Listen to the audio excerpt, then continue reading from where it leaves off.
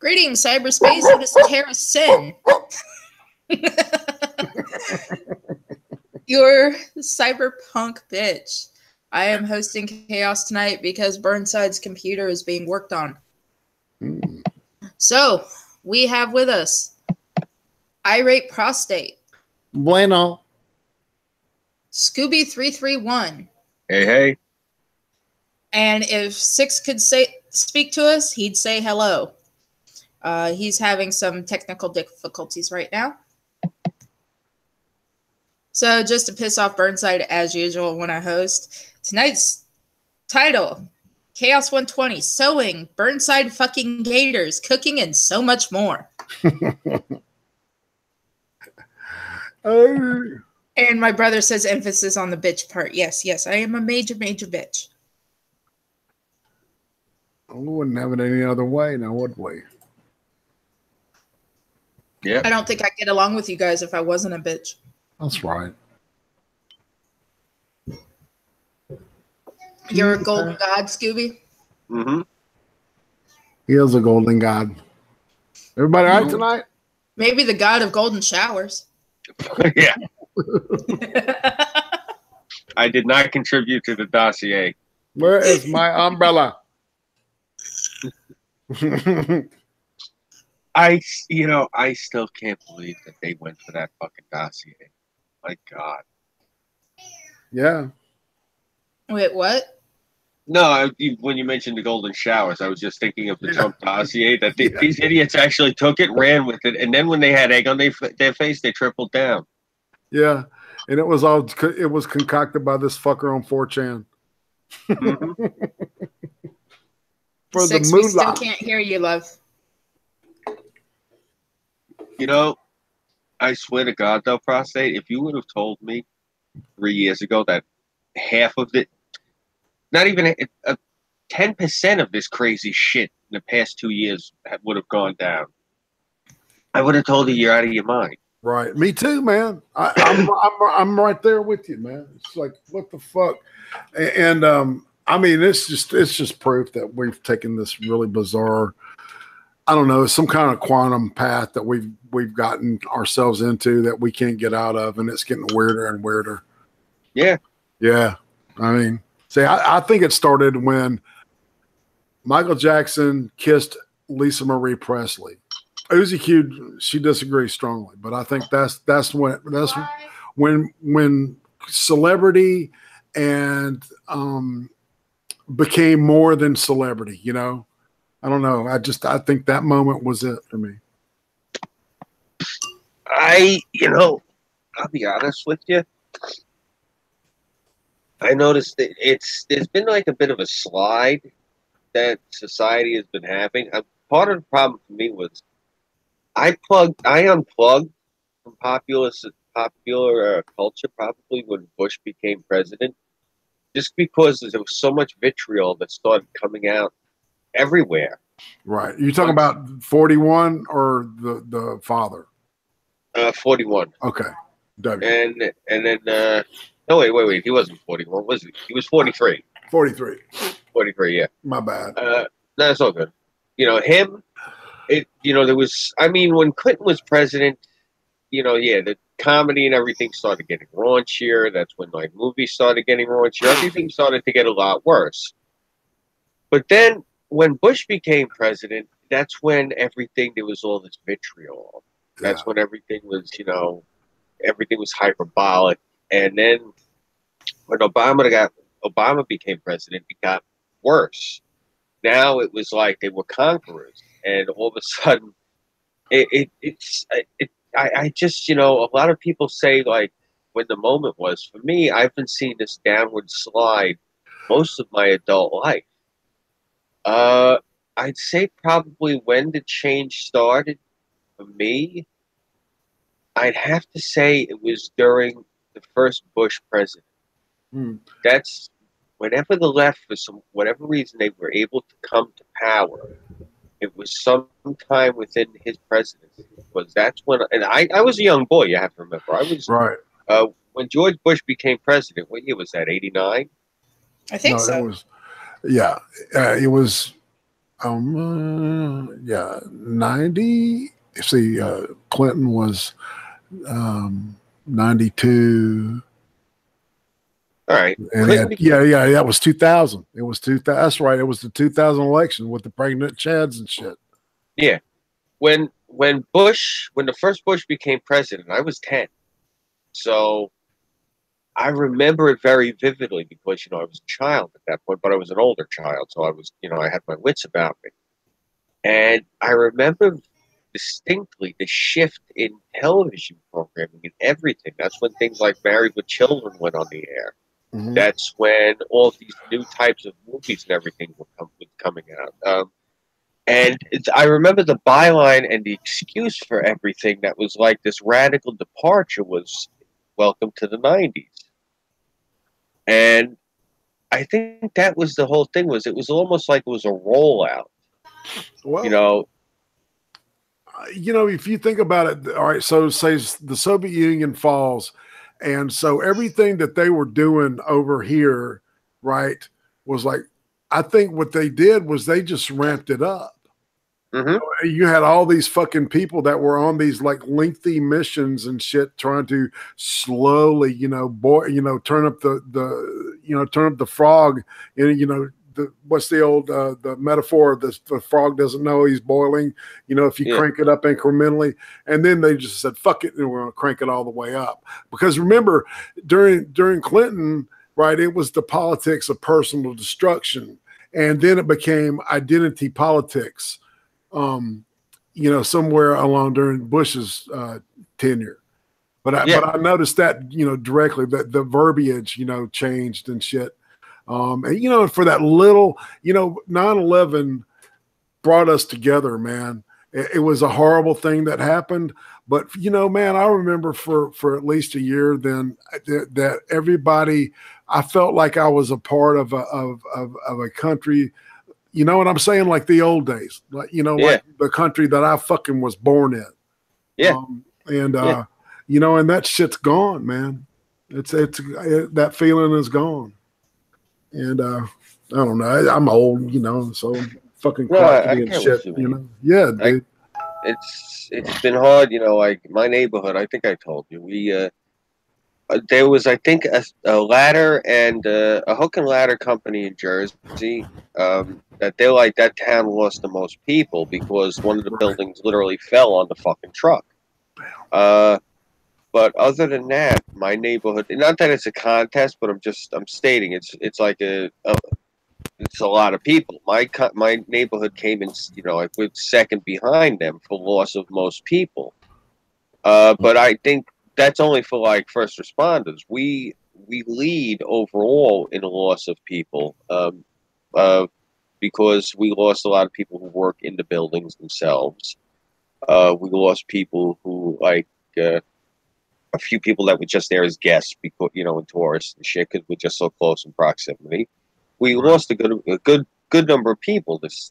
My neighborhood, I think, lost something like 300 people. So, it's a lot of people when you think about it. That's right. And it was personal. Yeah. And the thing of it was with 9/11. Until Trump got elected, I felt like I was in a bit like of a fog or a haze, and I tell that to my wife, and she's like, "That's nice." She tell me the whole time that you've been married to me that you're in a haze and you blame me on 9/11. Because I met her the following December, right after the towers dropped. I actually met her right after it happened. But the thing of it was, like, this is, since Trump got elected, this is the first time that I think I felt like how I felt before the towers dropped, if that makes sense. It feels like it's gone back to where we have a little bit more, like, somebody's at least grabbed the wheel at this point, because I feel like the past 17 years that this country has been like a fucking bumper car, just like banging into shit or ricocheting. And it's just because the country's sturdy. That's why it hasn't damaged it at all. But it's just been pure chaos for everybody on the inside of the country, Right. And I don't know. I'm hoping, like, today, He took their fucking toy away from them now. Now they can't sit there and scream about him separating the families. So I think they're going to go back to the Russia thing. But other than that, I mean, I don't know what the hell else are they going to have to complain about? Right. The Russians are separating the children from their family. We finally have a 6. Yes, you do. Yes, you do. I was on the much maligned Chromebook, and I was attempting to get that thing to work, and for some reason, it just didn't like your link. So it didn't give me my audio, and that sucks. But whatever. And I had pulled, just in case you couldn't, completely do everything, I pulled up Chaos 120 News. Oh, I got the first story up. Sweet. Yeah, the fucking Florida man. Mm-hmm. Yeah. Fuck him.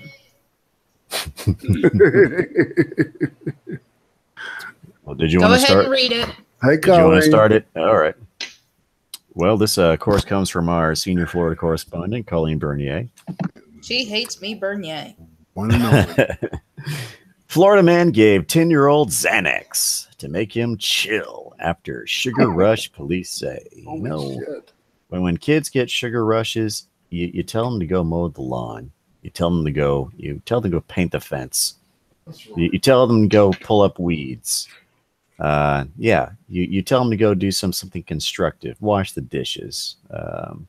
Shine the windows and wash the car. Something constructive. But this guy, he put a pill on a nacho chip to disguise the bad taste, report states. So this is how it's actually written. Suspect put pill on nacho chip to disguise with bad taste, report states. Yeah, that's the the journalistic acumen of clickorlando.com. Anyhow, let's see. Alexandra Correa da Silva, 30 of Orlando, was driving recklessly in the 800 block of Lucia Avenue when Orange County police officers pulled him over and arrested him on suspicious driving under the influence, police said. While Da Silva was arrested, police officers were also on Ohio Avenue investigating a complaint made by his girlfriend accusing Da Silva of giving her son narcotics. The girlfriend told police she came home from work to find Da Silva passed out on the bed with pills lying next to him. Her 10-year-old son told her Da Silva gave him bad-tasting medicine earlier in the day and told the boy it was the antacid Tums. That's horrible. It's a big difference between Xanax and Tums.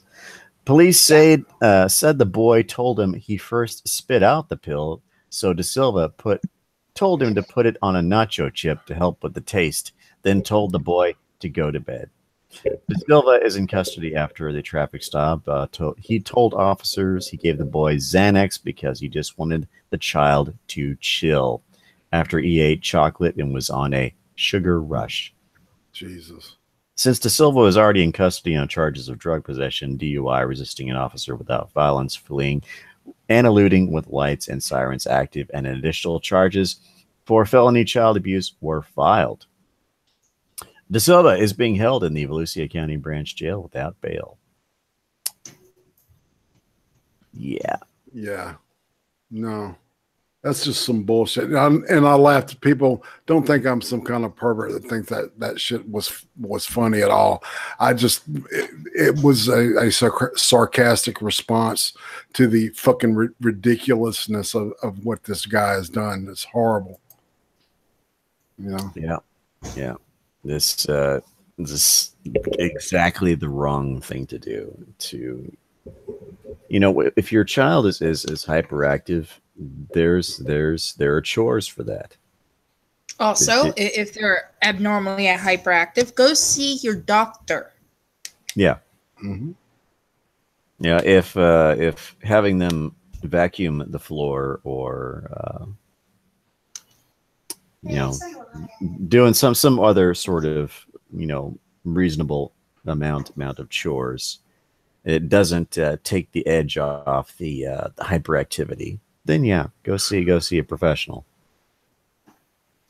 Because you're not a doctor, and you certainly aren't in any way, shape, or form qualified to administer something as powerful as Xanax to a child. That's even though the pill that they show in the image of the article is the 0.05s. Who the hell knows what level he actually gave the kid? yeah. Right. How many nacho chips did he have? Oh boy. I mean, damn. Yeah. Yeah.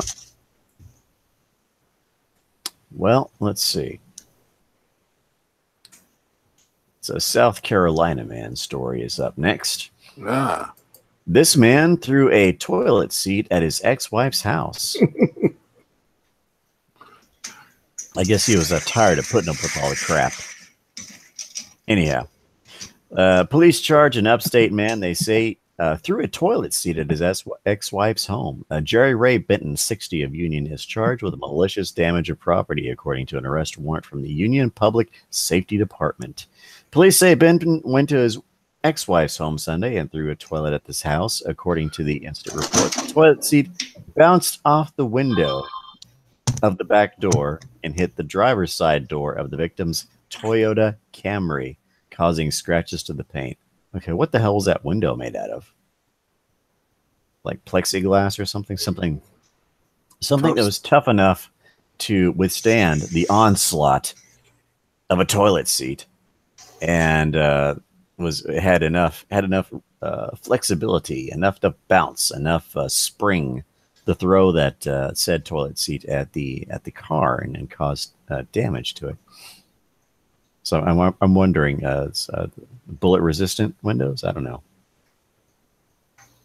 Anyhow, officers saw the toilet seat on the ground by the car when they arrived. The report states the victim told police Benton had been harassing her for a month. The victim's boyfriend said Benton also dumped trash all over the yard on one occasion. Benton was booked at the Union County Jail. He faces up to 30 days in jail and a $2,000 fine or both. Well,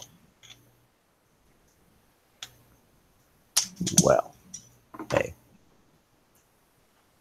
So what you do with your bathroom accoutrements is your business until it happens to find its way into somebody else's property and being used as a boomerang. Yeah. He will be known as Toilet Seat Captain Boomerang. Yeah, it was like I was working at this teenage drug treatment psychiatric facility, and it was a lockup, type situation. And sure enough, that somebody was clever enough to figure out that if you took one of those things and fling it through the window, it will break and they could get out and escape. Mm-hmm. So it's like within a week they had to put fucking plexiglass all over the place and take all those things off. So first thing a visitor or anything would see when they would come in, they would go in the bathroom and they would see that the top was off of it. Mm-hmm. And it just looked, like shit. And, it's because of that. So that definitely had to be something, at least plexiglass. All right. Scooby, Death, knock it off.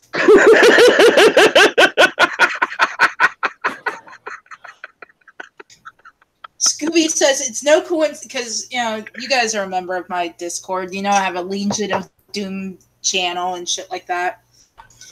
Scooby goes, it's no coincidence that the Legion of Doom's Doom Dome is located in the Okie Dokie Finoki Swamp in Florida. Then Death says, do you like your superhero? His stupidity power is pretty sweet for a villain. God.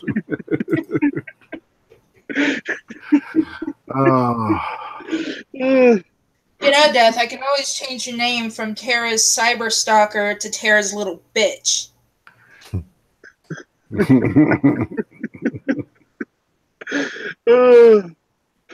sorry, I couldn't resist. I'm in a good mood. My brother goes, go on. Well, hey, do you want to be in an even better mood there, Scooby? Sure. Right, mate. Okay. Well, it turns out Silver Airways passengers catch couple having sex in seat behind them. They joined the Mile High Club. Cool. Yes, but they did it wrong. Yeah, that's what the lavatory is for. No, that thing. Oh, Can't. I wouldn't have sex on a commercial airplane anyway. Those things are fucking nasty. Passengers on a Silver Airways flight were shocked to find that the people seated behind them were joining the Mile High Club from their seats. Quote, my mom and dad were just trying to have a peaceful trip to Mexico when they sent me this, Twitter user Kylie Tully posted on Sunday. Tully's mom caught the couple in the throes of unbridled plane passion on video and showed that the rest of the cabin seemed unaware of the shenanigans. According to Daily Mail, Silver Airways confirmed the video was taken on one of its flights. They have not yet confirmed that the video was authentic, but did note that the airline did not condone the behavior. Quote, we are taking this very seriously and working to determine the legitimacy of the video and specific flight information, airline spokeswoman Misty Stoller told the New York Post. Tully's mom, for her part, seemed less offended and more amused. The couple's faces were not visible, and that's probably for the best, although their behavior is clearly not okay on several levels. They are the first to push the limits of in-flight propriety. In March, 2 passengers were found in a lavatory in a compromising position on a Virgin Atlantic flight. Last year, 2 passengers who had been strangers before the flight were caught in the act on a Delta flight.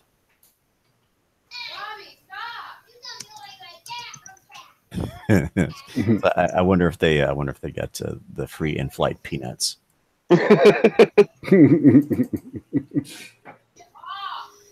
Let's see. God. Oh goodness. I'm gonna mute myself. Okay. And let's see. Moving on. If this ad will stop playing in my ears really loud. Okay. Fucking hate that. Yeah. Oh, interesting. Man nicknamed Butt Juice. Convicted of gang violence, selling drugs. Holy shit. What a name, man. Yep. A man nicknamed Butt Juice has been convicted of taking part in gang violence and drug dealing with the Up the Hill Gang. Yes, Up the Hill Gang. Well, hey. The with the DA. Yeah, that's right. Yeah. Lamont Jones, a.k.a. Butt Juice, was found guilty of conspiracy to participate in racketeering enterprise and conspiracy to distribute and possess with intent to distribute narcotics. His sentencing is set for October, and he faces up to life in prison. Court documents show that the 25-year-old was part of the Up the Hill Gang organization and took part in violent crimes and selling cocaine and heroin. Prosecutors say Jones was involved in an assault and stabbing on October 10th, 2006, the shooting of 2 gang rivals on November 25th, 2007, and the murder of a rival gang member on January 22nd, 2011. And the shooting of a narcotics trafficking rival on March 25th, 2012. Kid doesn't know how to stay out of trouble. Good old Butt Juice. Butt Juice did it. Holy moly. Maybe I'm gonna fucking castrate you at more.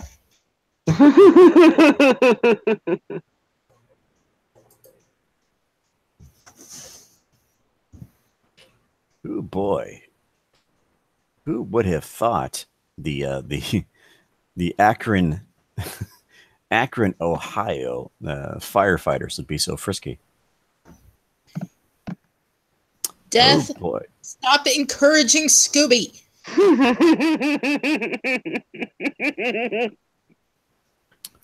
So I'm currently unable to see chat. So Scooby asked my brother if him and I have Wonder Twin rings.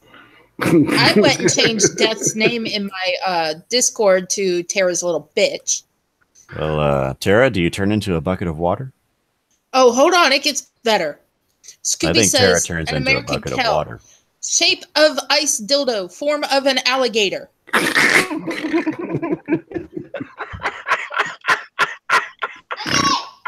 wonder if they make that cool sound effect too. Then Beth says, Terra Synn, it's a gator, it's a thief, it's an idiot. No, it's Florida, man. And of course, my brother says, don't take away his tube of cookie dough. No, a cup that you drink out of. Bring me my cup and your cup. Oh, God. Anyhow, Akron firefighters suspended for allegedly making porn recording on city property. Yep. All right, then.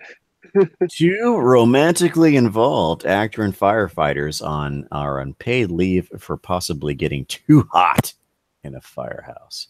City administrators have suspended Lieutenant Art Dean and Provisional Lieutenant Deanne Eller after receiving a tip that the pair of officers allegedly produced pornographic videos on city property, then posted their flames of passion on the internet. Chief Clarence Tucker and Mayor Dan Horrigan spoke strongly Monday about how the alleged behavior did not reflect the values of those who serve and save the city from fires. During the news conference called Monday to address the rumors, Tucker said that Eller and Dean could face additional discipline, including dismissal if an ongoing investigation concludes they broke the city's anti-fraternizing rule for men and women. No fraternizing. No fraternizing. Quote, we will take prompt and appropriate action, said Tucker, who added that a few details will be shared until the final investigation is over. Before being placed on paid leave, Dean was at Fire Station 3 in West Hill. Eller, who was promoted earlier this month, was assigned to nearby Fire Station 9 on Highland Square. Authorities said the two were in a long-standing relationship. Someone, Tucker wouldn't say who, tipped off a firefighter last week about the sexual acts possibly performed on city property. The firefighter reported the issue to a supervisor who relayed the information to the chief. Tucker wouldn't say which station might have served up as the backdrop for the pornographic footage, nor would Tucker say when authorities believe the sexual activities began or for how long they went on. Tucker did not confirm television news reports placing the activity in Fire Station 11 on Akron Peninsula Road. The TV news reports did not attribute a source for the information. Several media outlets which reviewed risque footage circulated and shared widely on various porn websites had been asking the city about a woman thought to be Eller. The woman in the video appears naked in numerous videos working out in a basement gym. Is that thought T-H-O-T? No, it's T-H-O-U-G-H-T. Conventional spelling. City spokesman Ellen Lander-Nischt said the city officials don't believe the gym is located in one of Akron's fire stations, but she doesn't know for sure. The fire chief dedicated much of his prepared remarks before the press to condemning the alleged behavior and defending what firefighters do every day. Quote, the job of an Akron firefighter is about selfless service to the community. The job requires running into buildings, burning buildings, rescuing trapped victims, and administering life-saving care to people in their darkest hour, Tucker said. These distressing allegations bring unwelcome dishonor and embarrassment to our department and the city of Akron and unfairly discredit the reputation of other Akron firefighters. I know this department, and this is not who we are. In a joint statement earlier in the day with the mayor, Tucker said he wasted no time placing the two firefighters on paid leave. Each will now receive due process in accordance with labor agreement. Steve Barker, president of the local 330 firefighters union, said Eller and Dean did not want to speak to the media. Barker expects the investigation to wrap up quickly, maybe in a week. He can't recall a situation like this in the past. Quote, I've never heard anything like it at all. I've never heard anything similar to this. I see. Eller and Dean were hired on the same day in September 2000. Performance reports show Eller routinely displaying a strong work ethic and rarely missed a day. Dean, too, racked up solid performance reports. Let's see. He was promoted to lieutenant in 2015. There's some information about contacting something or something. I don't want to read that shit. Okay. So, well, that was a steamy, should I say, sizzling? No, sizzling's not quite the word I want. Searing? No, not quite. I need something more charring. Yes, it was a charring encounter. Let's see. Interesting. Okay, this one comes from, I guess this is a Russia man story. Burger King Russia apologizes for World Cup promotion, offering Whoppers money to women impregnated by players. Okay. All right. If you bang these chicks and and they happen to get pregnant, hey. Money and Whoppers. You get money free, and burgers. You get free burger, but you must sign this waiver of a paternity suit for a free hamburger. And Russia, free burger, impregnate you. Oh, no, sorry. Okay, anyway. Burger King Russia is apologizing for a whopper of a blunder. The Russian arm of the restaurant chain was forced to pull a promotion offering money and free food to women impregnated by World Cup athletes after the fast food community found the ad to be too insulting. Quote, we apologize for the statement we made, Burger King Russia stated in a post shared to the Russian social media platform VK.com, as translated by Google. Quote, it turned out to be too insulting. We thank you for the feedback and hasten to inform you that we have already removed all materials related to the application. Well, I should hope so. I don't recall seeing any fries offered with no, just burger, no drink, no fry. My cat's screaming, no drink, no fry. That sucks. Anyhow, not getting your money's worth, I see. No, certainly not. Burger King Russia first posted the promotion Tuesday morning, though the company has since removed the ad from social media. However, a screen grab obtained by the sports site Deadspin appears to show the promotional post as it originally ran, which promised free Whoppers and the equivalent of, holy shit, $47,000. The post included a photo of a woman caressing her baby bump. Let's see the English translation. Burger King Russia promises $50,000 and a lifetime Whopper supply for Russian women able to get pregnant from any football celebrity. Boy. Oh yeah, that's a great incentive for me. Woohoo! And it certainly puts a new spin. Certainly adds new context to the expression goal. Oh, come on. None of you watch Telemundo. Yeah. I watch. No, I don't. Anyhow, let's see. Burger King, within the framework of social responsibility, has appointed a reward for girls who get pregnant from the stars of world football. Quote, each will receive 3 million rubles and a lifelong supply of Whoppers. For these girls, it will be possible to get the best football genes and will lay down the success of the Russian national team on several generations ahead. Forward. We believe in you. Very well. After the promotion was removed, Burger King's media relations department also released an apology on behalf of the company. Quote, "We are sorry about the clearly offensive promotion that the team in Russia launched online," the company said in a statement obtained by Fox News. "As soon as it was brought to our attention, we had it removed. It certainly does not reflect our brand or our values, and we are taking steps to ensure this type of activity does not happen again." While silently under their breath saying, "Don't you fuckers have a sense of humor? Fuck." Anyhow, Burger King Russia originally posted its promotion just days after Tamara Plitnovaya, whatever. Anyway, Russian lawmaker urged nation's women to think better of having casual flings with visiting World Cup players. There probably will be girls who meet foreign fans and have children, said Plitnovia. Maybe there will be such girls, maybe not. I hope. Maybe they will think better of it. Anyhow, a representative for Burger King did not specify whether its promotion came in response to I'm going to get this right. Plitnyova.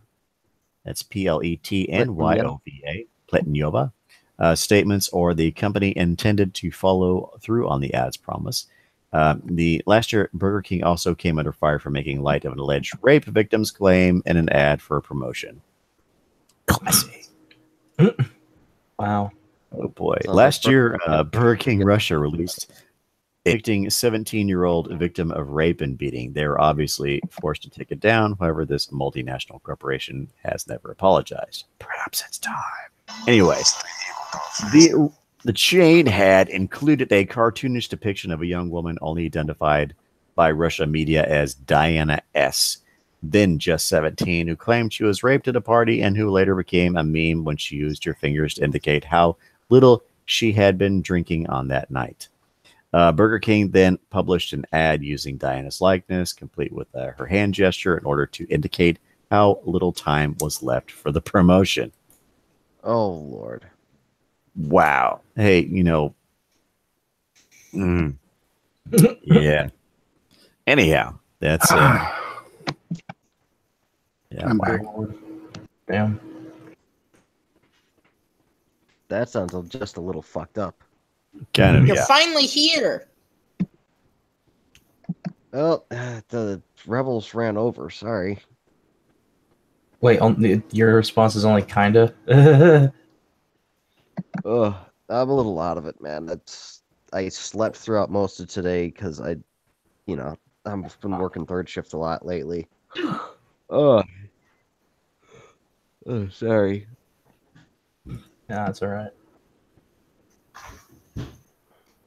Oh boy. Oh But, boy. yeah, so Russia trying to make like a meme krieg, or are they like aware of all of this crap? I don't know. I think the source of all the Russian trolls must be Russian Burger King. It sounds about right to me, because it sounds more so like it's something mimetic than something purposely vindictive. I mean, I could be wrong, but it just, you'd think they'd know about something like all this shit that's going on in that. But I get the feeling that nothing makes you want to troll Facebook more than say the flavor of a flame broiled Whopper. Oh yeah, exactly. That's what I'm going with it. As soon as you bite into that flame broiled Whopper, hey, you want to go troll Facebook. I taste a violated 16-year-old girl that can't stop crying. I feel violated just by eating that burger. So I feel Lap dance is always better when the stripper's crying. I feel that our election process has been violated by the flame broiled flavor of Russian Burger King Whoppers. Lord. That secret sauce isn't democracy. Oh. It's Pepe. Russian Pepe is the secret sauce. I taste the Chatelet. Yeah. Mm-hmm. Shadow. This is not fucking Mountain Man sauce. This is fucking Shadowlight sauce. Because as I know I'm kind of coming in here a bit late. From what I've been able to garner, it's that there's a lot of like rape crimes and such going on in Russia, and Russian Burger King is like using their likeliness.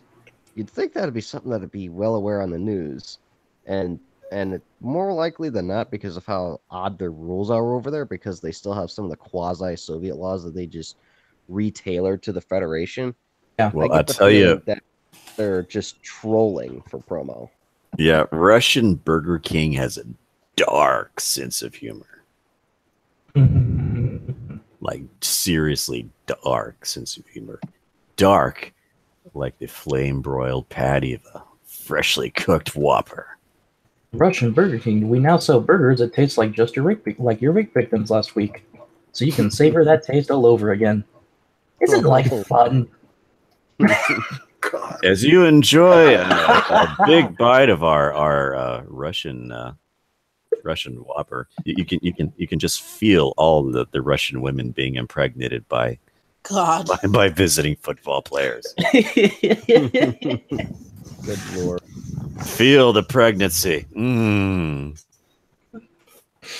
The flame broiled flavor of Yeah, I feel those. I feel those fucking child support payments. oh my god. Oh lord. Taste the athleticism. Oh my gosh. Anyhow, and enough burger jokes for Just now. some crazy stuff here. Scooby? We're moving on to Chinese food. Yes, Terra. Oh boy. Knock it off! What? I'm trying to help. Burnside, listen to this. Terra Synn needs a new sewing machine so she can make herself and an American cow matching go-go leotards. If you donate at least $50, Terra Synn will make Burnside a pair of assless chaps.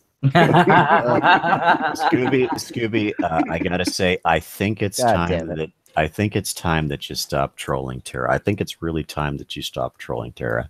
Unfortunately, we don't know what time that actually is because it's Florida time, and it's like Nice. Sick. have to get back to you on that one. What is that, a 6 hour? I mean, shit.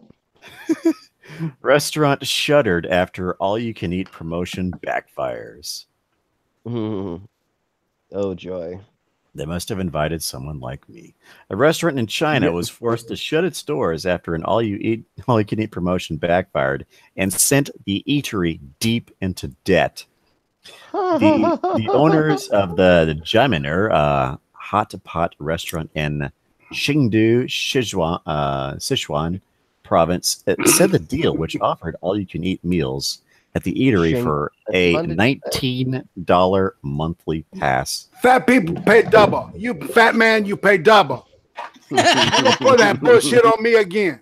No sweet sauce for you. No sweet sauce. It led to the restaurant's downfall when customers started sharing their cards with friends and family members. They got to close the all-you-can-eat loopholes. Oh my god, that's funny. Yeah, the promotion caused the restaurant's number of daily customers to skyrocket to more than 500 a day without much profit coming into the business, sending it, about 78 grand into debt in less than a month. Wow. Suji, co-owner of the eatery, blamed the business's closing on a lack of business expertise among the owners. You think? Quote, the uncivilized behavior of the diners was secondary. The main problem was our poor management, he told the Chengdu Economic Daily. So how many of them are going to wind up getting executed for their ignorance? They will be dropped into a giant vat of boiling sweet sour sauce. Ooh. Anyhow, Sue said the owners had expected to lose money from the promotion, but they had been expecting to create a stronger customer base. Oh yes, your customer base is strong, fueled by the all-you-can-eat buffet. We wanted to accumulate more loyal clients through this strategy, he said. Yeah, well, evidently they're only as loyal as them handing off their what did they refer to it as? The membership cards. I mean, membership cards to their buddies. Yeah, they're very loyal. They're just not. That's where paying. their loyalties lie. Yeah. All right. So the final story of the evening comes to us from France. It's not actually a France man story. It's a France baby story. Evidently, a baby born on French train receives 25 years of free rides. Oh, cool. That's neat. A newborn was granted free train rides for more than 2 decades after his unexpected birth delayed commuters in France on Monday. France's RERA line announced the baby boy would be entitled to free transportation throughout its network until his 25th birthday, after his mother gave birth on one of its trains. The birth took place at around 11 a.m. and disrupted travel on the line for about an hour. After the baby was safely delivered, the mother and child were cared for by paramedics and transferred to the nearest hospital where they were reported to be doing well. Quote, the whole team of the line has addressed her sincere congratulations to the mother and welcomes her little boy. RERA's Twitter account stated. Wow, that was a good feel-good story. That's pretty neat. I mean, The state bird is not a fucking alligator. It's the mosquito. Get it right. Mosquitoes. I thought your state bird was the flying redneck. No. No, we have pterodactyls for mosquitoes. So it is the state bird is the pterodactyl. It is our mosquito.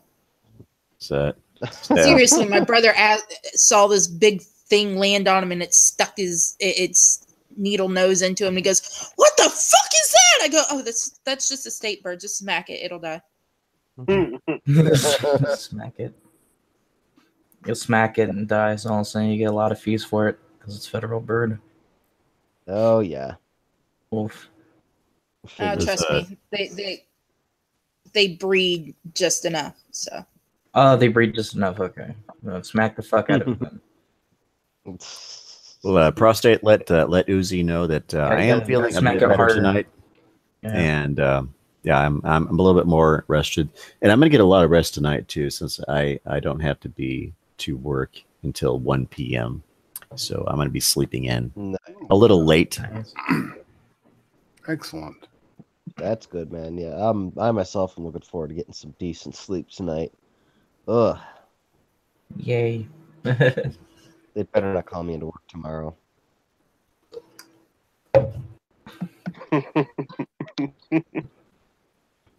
Okay, dare I ask what's going on in chat?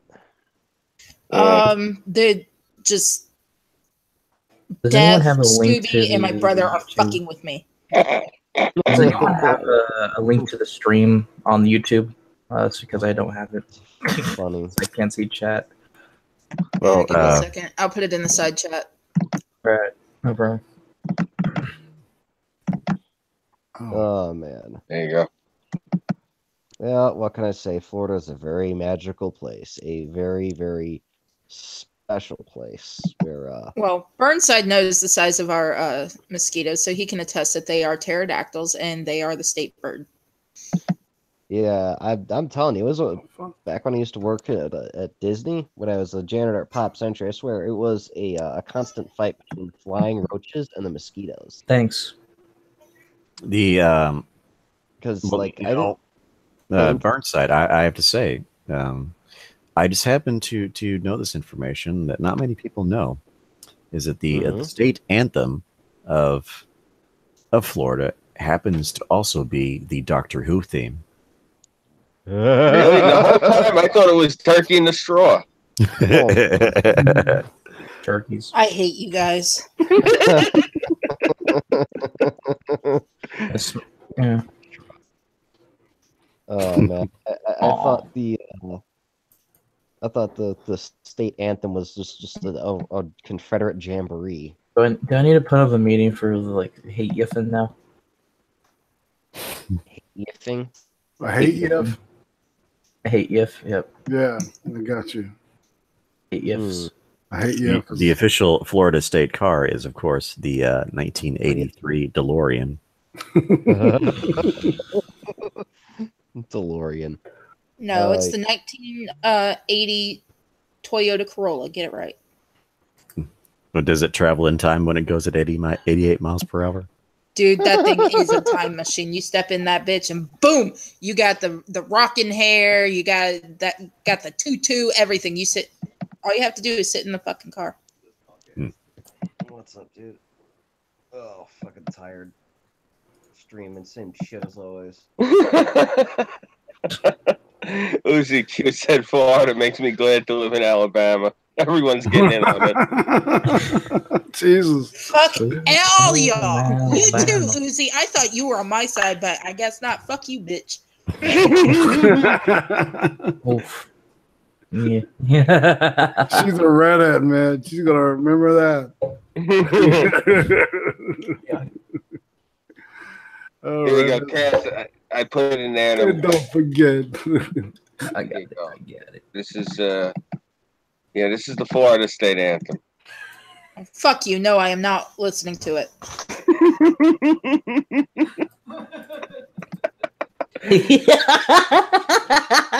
Nope. Is that like, what is it, Freebird? No. Go ahead, click it. No, hold on. I can't link to it right now.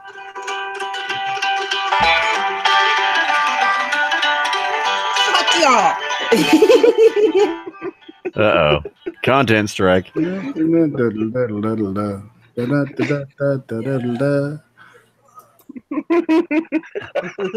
pretty wicked, dude.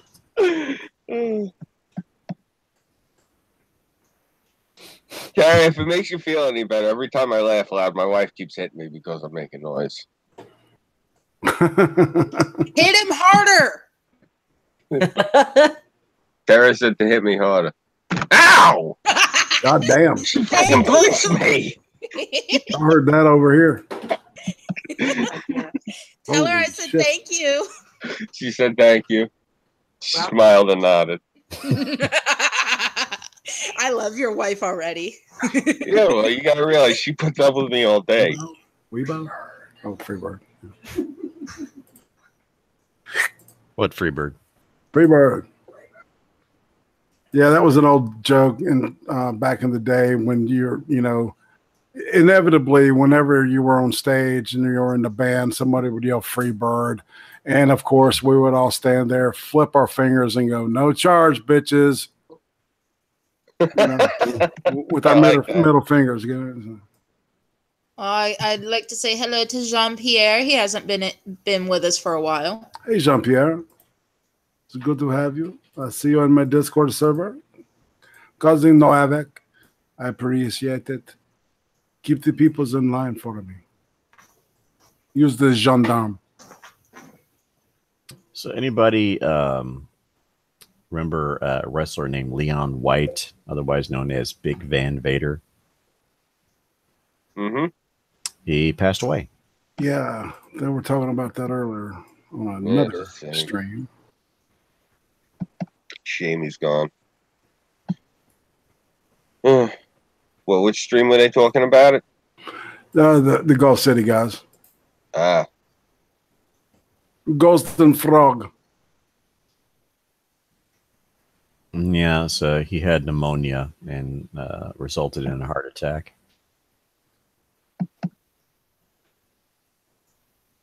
That's too bad. Yeah, it does. It sucks. 63. Too young.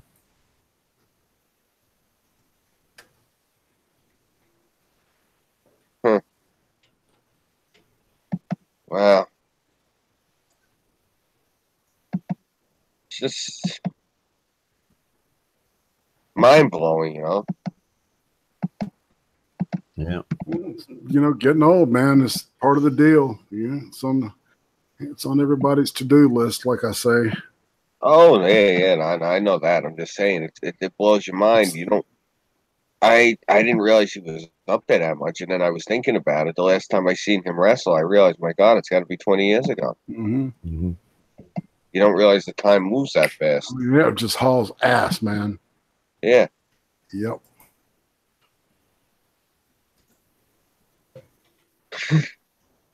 Hey, Terra, Death Harukin asked in chat, is your Yeah, state see- flowers a poppy? No, but his state flower is going to be my fist in his face if he don't stop.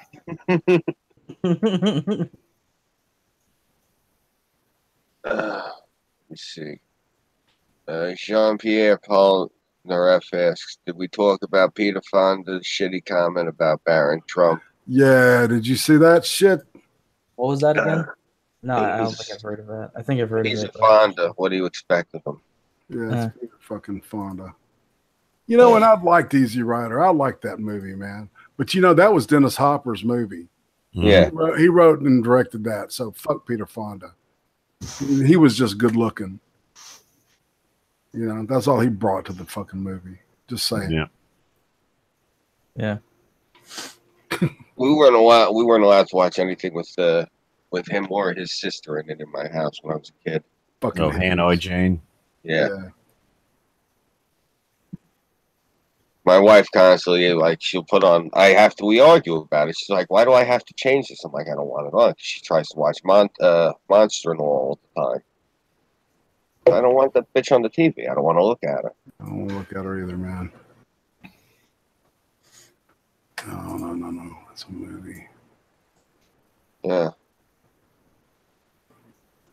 It's funny, you tell these kids about it, and they're like, "What? They don't believe you when you tell them about that Hanoi Jane shit. It's too far fetched for them." Well, I mean, they used to be. Nowadays, these kids are crazy enough; they'll do the same shit. Mm-hmm.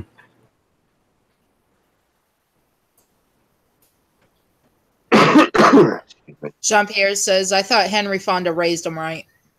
Mm-hmm. Well, they apparently didn't raise him on Golden Pond, did he? Well, I mean, look at Billy Ray Cyrus. You never would have thought that his daughter would have turned out the way she did. Yeah, no shit, dude. Yeah, I guess, excellent sure. point. I guess it's just Actually, you it were wasn't wrong a to surprise to say me because she grew up as a Disney child Yeah, and an actor on Disney. that's a and great point. Almost every one of them that Mhm. has been under a Disney or ABC contract has, gone to the dark side and then come back. yeah. That's the reason I use this avatar. I hate Disney; they're evil. Oh boy, I have a great story here. All right. Talk about Dan Snyder again. What? Before you go into your story, Six, maybe prostate, because I think you're the only one out of all of us who probably remembers it the most vividly. Des Harukin just asked, "What's the thing with Hanoi Jane?" Do you want to lay it down for him? Oh God, yeah. She went to, as a matter of fact, she went to North Vietnam as kind of like some kind of. She wanted to see for herself, and so they used her. I mean, they used her as a big propaganda tool. She even sat in one of their. It's a Russian quadruple AAA gun. She sat in it and like aimed it, and it was just, and like you think about all the fucking people like John McCain, who he was a shitty senator, but he was a hero, man. He flew an A7. No, he flew an A4, excuse me, a Skyhawk, and it was shot down by something like that. And she just flouted all that shit, and all these newspapers were carrying pictures of her and shit. Essentially, what she was given. You ever see that James Franco and Seth Rogen movie? Yeah, The Interview. The Interview, and they pretty much treated her to that kind of thing. That was all this pomp and circumstance, all this smoke and mirrors, all this dog and pony show, and pretty much used her as a propaganda tool. Yep. So yeah. Yeah. Before there was pretty much what it is. I mean, there's really there's not much more to say about it. It's just that it was, if you give a shit about this country, it was a huge embarrassment, and there was nothing nobody could do. I mean, shit, she was a rich, movie star who used her fucking celebrity, to flout the current administration. You notice she didn't do it during the Johnson administration. She did it. She waited until Nixon was elected to do it, I think. Now, hold on. Let me make sure, because I've been known to be wrong. But that does actually sound formulaically correct. Yeah. Like that's just the way that they would do it. Yeah, it was 1970. So and that was when he was elected. So 72 trip to North Vietnam. He was definitely president. The sad thing though is, and this is what I've been saying since all this shit started to break with fake news and all this, and when you look back, and hindsight is 2020, it makes me really mad when I think about how much shit in my entire life have I been getting lied to about. Mm-hmm. Like, seriously. Like, you know what somebody said to me? And, you can't refute it when they put it to you like this. And I hate saying it like this, but this is exactly what the guy said to me. He goes, do you realize now that the fake news, because they've been doing this and they keep going back further and further and, showing more and more shit has been faked? I go, yeah. He said, do you realize this is going to give credence to the Holocaust deniers? I go, what do you mean? He said, well, think about it. Fake news you can keep proving how far back it goes. He said, what's to stop them from pointing that out as being fake news and propaganda next? He said, it can be spun any way. And that's the whole problem is, because these assholes have been faking news, you see now the ball of yarn does run the risk of starting to unravel. Because everything can be brought up into question now. Anything can be called into doubt. God damn. Yeah. I mean, when you put it that way, it's like, holy shit. Yeah. They say from the mouths of babes, but I've said, from the mouths of babes also, and from slack-witted people, like the slower individuals. I don't want to call them stupid, but people who they don't think like you or I. So, like, people who just think on like a rudimentary level, sometimes the insight that they give you, it blows you out of the water. Yeah. I was talking to a mechanic, and he said to me, in regards to like what I was just saying, like the thing with, he pointed out something to me once with the fake news, and like I just said, with Holocaust denial, and it scared the shit out of me what he said. He said, Scoob, can I ask you something? I go, yeah. He said, you ever see that video footage? He said the footage that they have of World War II with Patton, with he's standing next to the tanks. Everything looks legit. Then all of a sudden they knock the tank over, and then you notice it's inflatable. Right. I go, yeah. He said, you notice how realistic and how authentic those tanks look? I go, yeah. He said, and I hate saying this, he said, but think about this. Then they show all of the footage from Auschwitz and the camps and all that. He said, yeah. That's when he said, think about it. What's to say they didn't fake?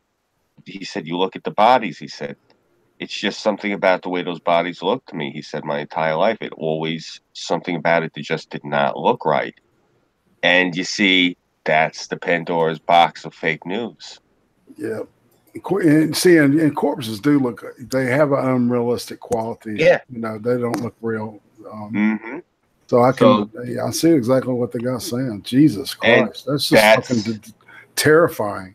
Yeah. And that's why I'm so disillusioned with fake news, because you can now look back on it, and if the technology was there, like Hollywood had the technology then, who's to say they weren't going to fake it? Because this is the thing. I've said this maybe once or twice on air. I worked years ago when I was a teenager. I worked at a mall, and the guy who owned the place, he was an entrepreneur, a big Jewish guy, and he did imports.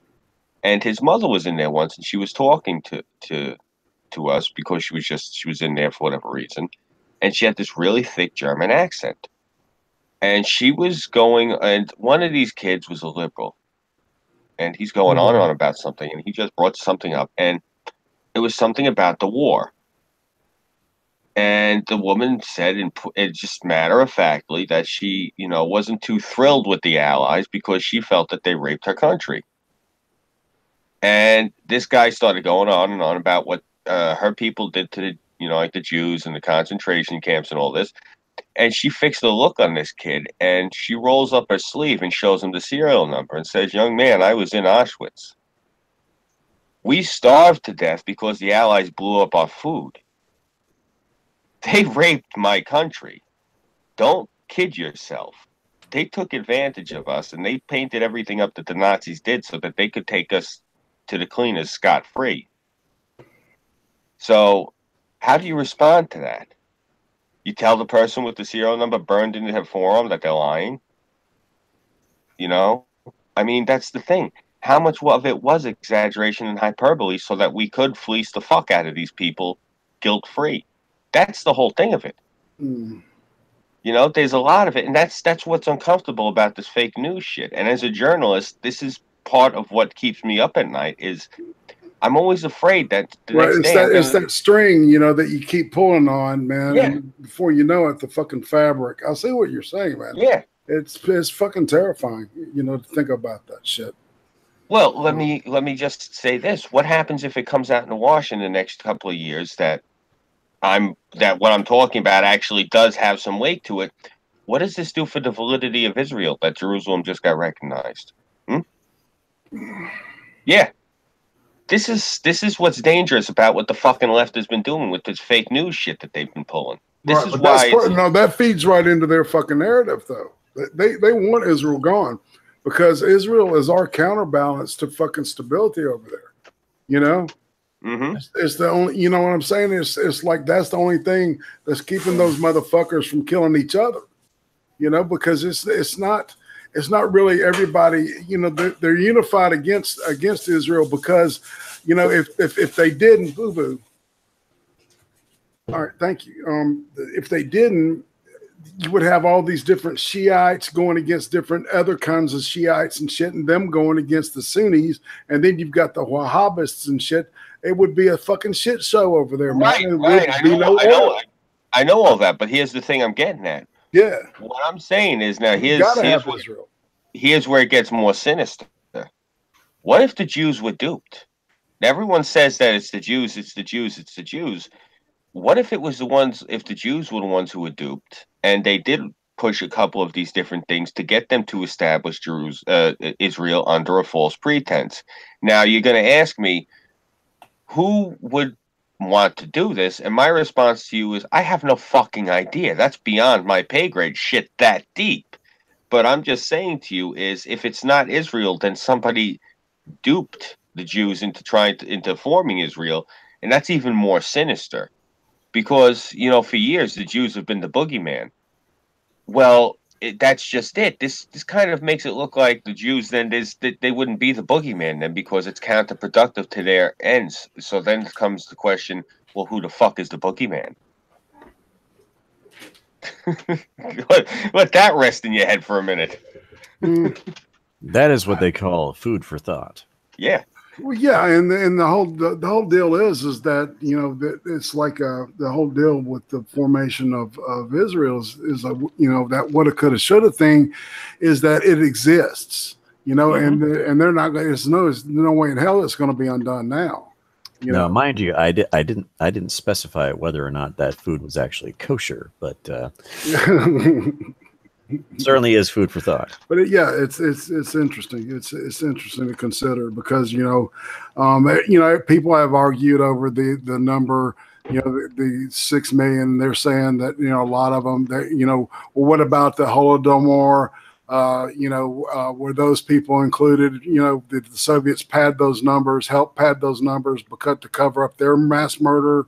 And did the Americans do it and the British to cover up Dresden and things like that? Because we firebombed an entire city, full of people that basically were making, I think they were making paint.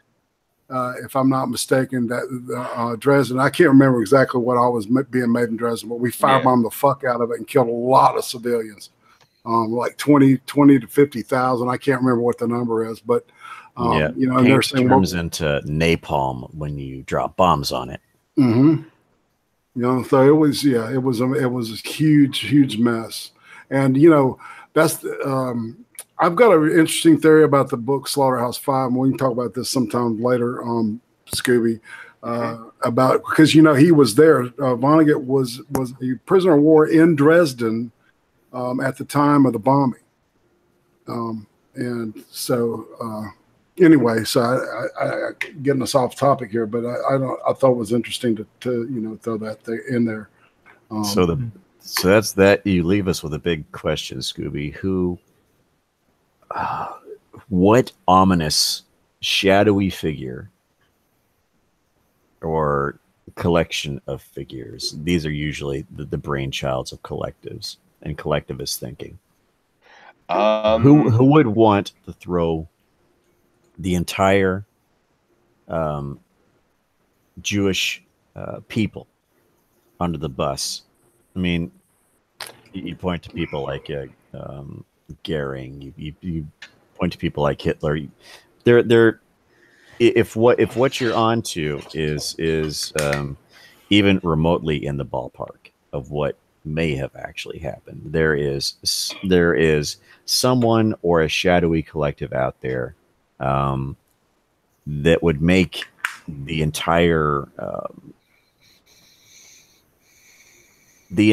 Nazi party look like choir boys. This is some undescribable level shit. Yeah. I heard tell it was the Sabbatean Frankists myself. The who? The Sabbatean Frankists. They're a sect of Jews that they're different. They're kind of like the Jewish version of Satan worshippers, for lack of a better term. You know how Christians have people that worship Satan. Yeah, well, yeah, they've got the Kabbalah. Yeah. Yeah, and so it's a little different with them because but what their thing is, the Sabbatean Frankists are a specific sect of Judaism where they feel that because most Abrahamic faiths, you try to be a good person to get into heaven, and what their idea was, rather than try to be a good person, they are trying to destroy civilization and destroy society because that way the Messiah will come because the apocalypse will occur.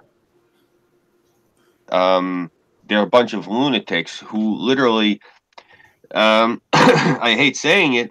So that they're the equivalent of the asshole with the jackhammer outside God's house trying to wake him up. What they are actually, Six, and this is the thing. I had actually I posted a few things about this in my Discord. I was looking into it. You showed me one of the videos the other time, and I watched it in full. Yeah, right. It's some unsettling shit because that's the whole problem. It's not like, you know, this isn't like some Alex Jones shit where they're out in the bushes in like fucking Bohemian Grove or something. This is actually like they have court records and dates, and basically since like the 14th century, this has been a really big problem. They had to like eradicate them a few times. It's actually part of what brought about the Inquisition. The other half of it was witchcraft, but it was these people also. They were called by the church at one point. They referred to them as the Illuminati. They're a bunch of lunatics. This is the thing. These are people that they've proved time and again are a specific sect that was tied to all of these, you know, when I hate saying it because they're Jews, but you know, it's not like I'm not trying to talk like, you know, about that fucking the merchant meme that everyone sends. You ever heard the Bible passage? Let me try to find it. Yeah.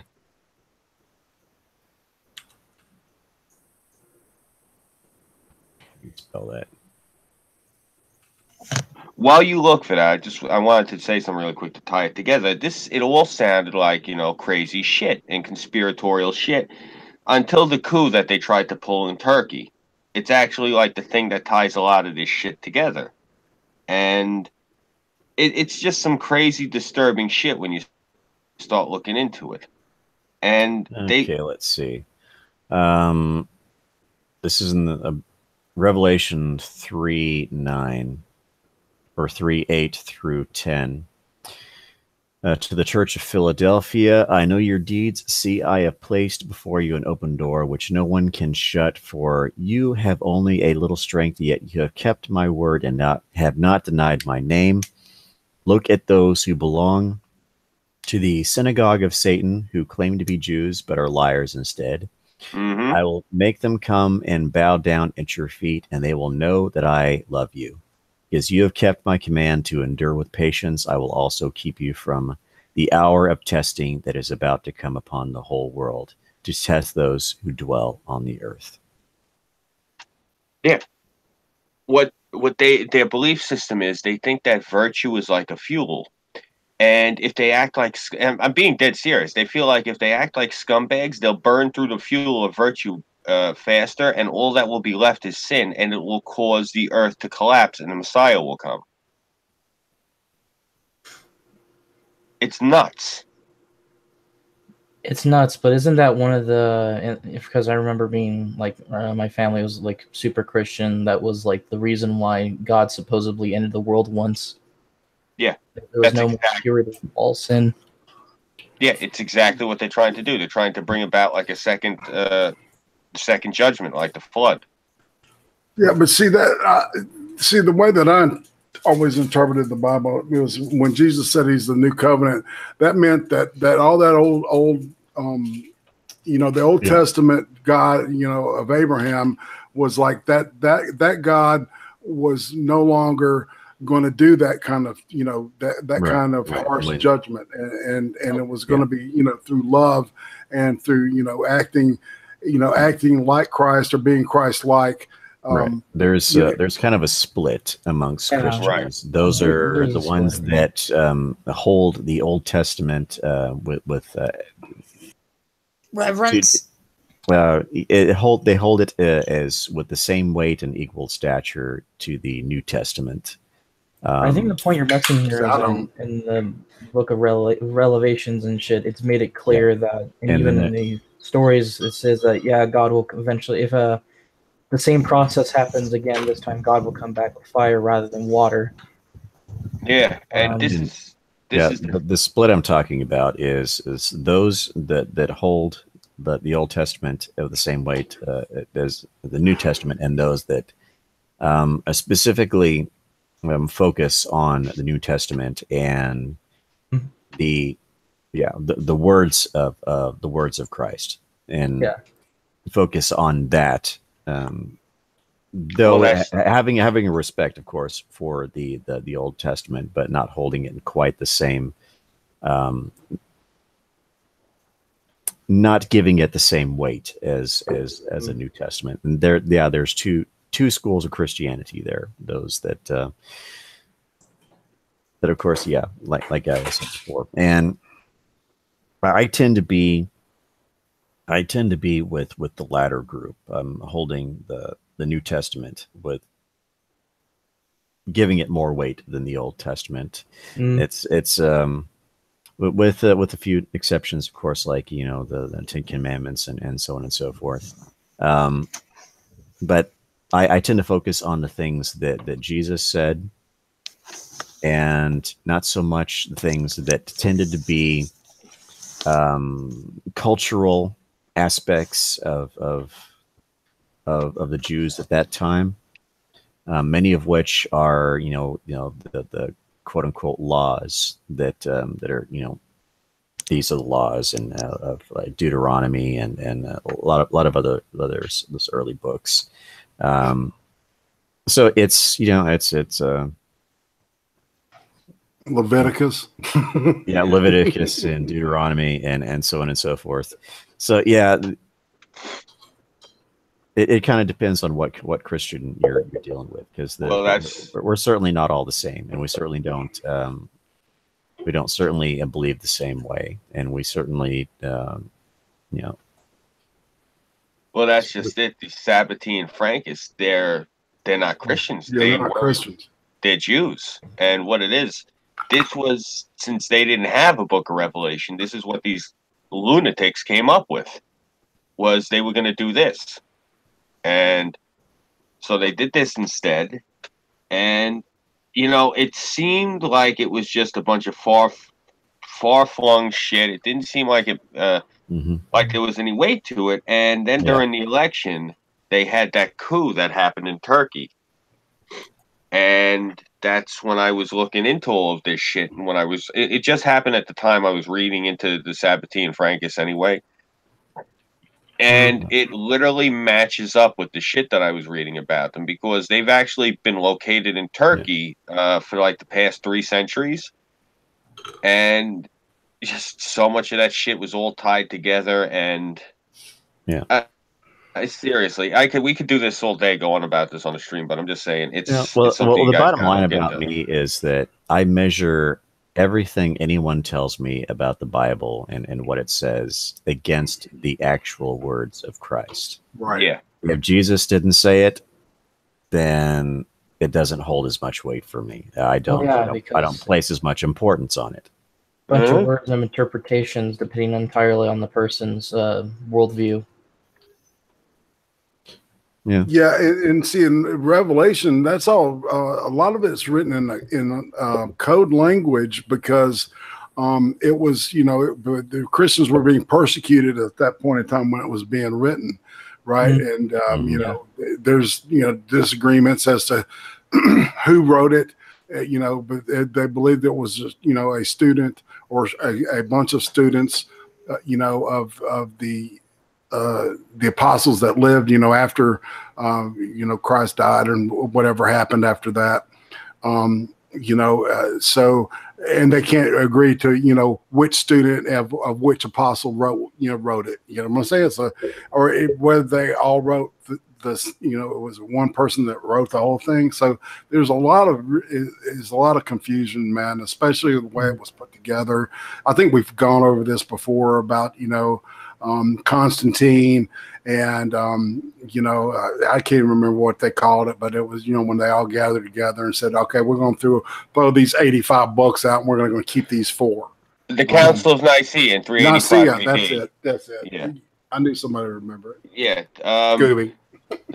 Well, you got to realize a lot of what, like you said, there's a lot of allegory in Revelation. And if you look at it like when they're talking about the beasts, and behold, I looked, and there arose a second beast with 2 horns like a ram, and the beast spoke like a dragon.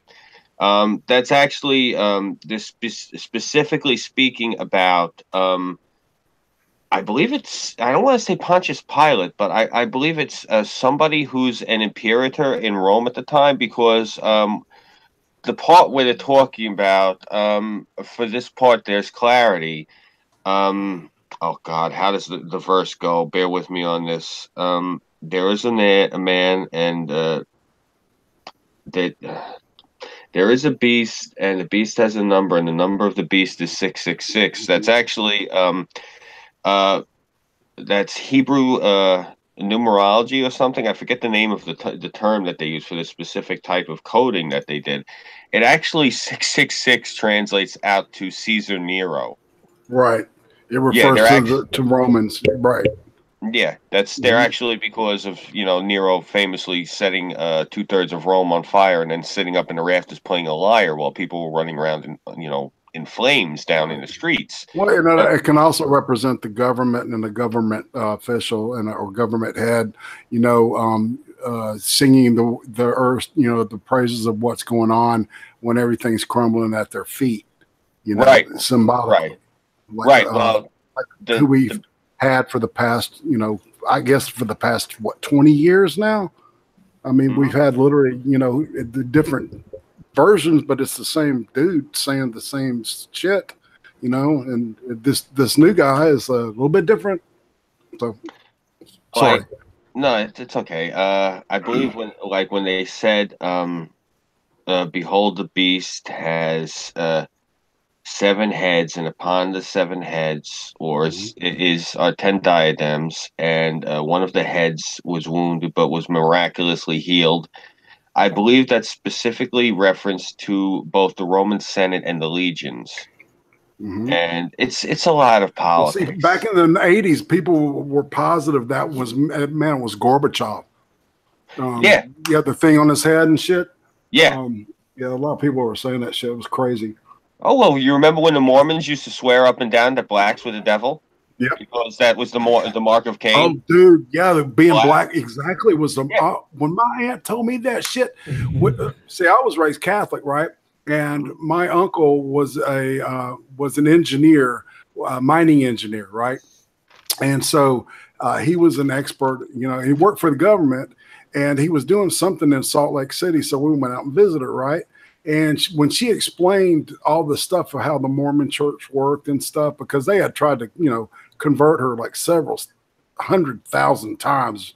And she was telling us all about this stuff. And I went, this is crazy, you know, even when I was a little kid. And it turned out, you know, it was all that shit was true that she told me. I didn't know what to believe or not to believe. But I thought it was like, that's so crazy. I didn't even think, you know, even though, you know, my family was like racist as fuck, you know, we still didn't think that black people were, you know, you know, literally, you know, touched by the devil, you know, crazy. Yeah, well, you know, that is something about religion a lot of people forget. Like a lot of people on the left, and they hate it when I have this argument with them, you know, because a lot of folks on the left, they'll sit there and they'll say to me, they're like, well, you know, the people on the right, these religious right, they hate people who are homosexual. It's not that they hate them, you asshole. They literally are telling them, bro, you're going to burn once you die. You have to repent. They're like saying it out of concern. They're not saying it because they're mean. They literally believe that you got a whole lot of torment ahead of you. Because if you read the book cover to cover, you learn something. God isn't exactly a merciful being. He's a bit of a prick. Seriously, I was an altar boy. God's a douche with a capital D. I'm sorry. Depending on who you ask. Here's where it comes. I was raised Catholic. Here comes the two different schools of thought as far as, you know, Christianity goes. You have the Old Testament is on par with the New Testament. You have the people that don't believe necessarily the Old Testament is on par with the New Testament. You're going to get a lot of the fire and from brimstone, and everybody's going to burn Christians that they have that sort of attitude. And you have an entire segment of Christianity that gets demonized by people that point to these other guys and say, look at what they're saying, look at what they believe, and so on and so forth. And all of us are saying, pump your brakes there a bit. Not all of us believe that. Not all of us believe that look, we derive what we believe by the word of Christ himself.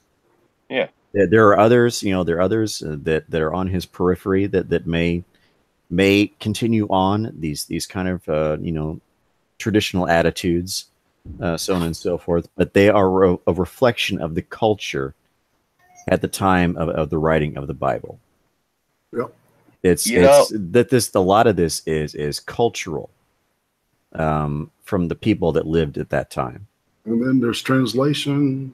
There's translations and stuff like that. So, you know, and their culture. You know, I'm pretty well fed up of you know having people, you know, sling mud at me for you know, for my faith, for my spirituality, and so on and so forth, because of the attitudes and actions of people that you know proclaim to believe the same things, but we really don't.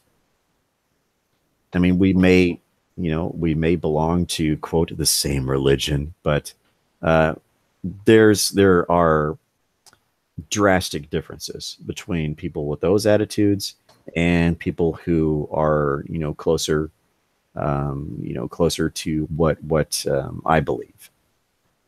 And we are a significant segment of not only Protestant Christianity, but more and more Catholics as well. Yeah, you know, My belief as someone who was raised Catholic, I was raised really old school Catholic, and that does not fit my personality. So I came up with my own belief system, and basically, I put it as like I was saying before. That is my belief. Whenever I would talk to somebody back in the day, years ago when it was still like really, verboten. If someone was like gay and I was talking to them, I'd tell them, look, God ain't cool with it, man. And they would say to me, well, because you say that because like you're Catholic or Christian, they would say more often. And my thing was then, my response to them was, you got that a little bit wrong. I look at it as you got to look at it as through this lens. God is the real dick boss that you have. Like, you hate working for him, but the pay is great, the benefits are great, but he is just the worst boss on earth. He's just a complete asshole. You are miserable when you're there. And then the boss's son comes in and he's mad chill. He's the coolest guy. He hooks you up. It's no problem. That's Jesus. You got the dick boss, and then you got the boss's son. That's cool as hell. That's the way I always put it. That's the way I look at it. I guess I've just been in that sort of a scenario a bunch of times where I'm working for somebody who's a complete bastard, and his son comes in, and his son is really cool. Guy will hook you up with concert tickets or something. And that's the way I look at it at least my faith always was, yeah, God's a complete dick, but his son is awesome. And that's the whole thing is, you got to deal with the kid if you want to get in with the old man. That was, how I looked at missionary work was you got to put a spin on it like that. And I hate saying it. If you would have more jazz musicians become missionaries because they always had a good way of putting it, you'd have a lot more conversions. Because the problem with a lot of missionaries is they're really religious folks and they're uptight. You need people that got faith, but they got a little bit of rhythm to them too. Yeah, and you got to be able to pull a pencil out of their ass. If they're gonna be effective proselytizers. Yeah, seriously. Because I'll tell you, the best ministries I ever heard, and I say this as a Catholic, best ministries I ever heard was there was a Baptist church up in the neighborhood, and one of the ministers there, he was a jazz musician. He was a sax player. Holy shit, did that man put the word out good? I would actually stop in and listen to the guy, and he said to me once, he said, "You're not Baptist, are you?" I said, "No, sir." I said, "I'm Catholic." He's like, "Why are you here?" I said, "I like what you got to say." That's all what it comes down to. I don't need some kitty toucher in a dress. As long as somebody there is, I've got the word, I'll listen. Kitty toucher in a dress. Well, you've seen the way those Catholic priests dress. Yeah. They go up and they're wearing your grandmother's tablecloth when they're talking to you. Oh, boy. Man.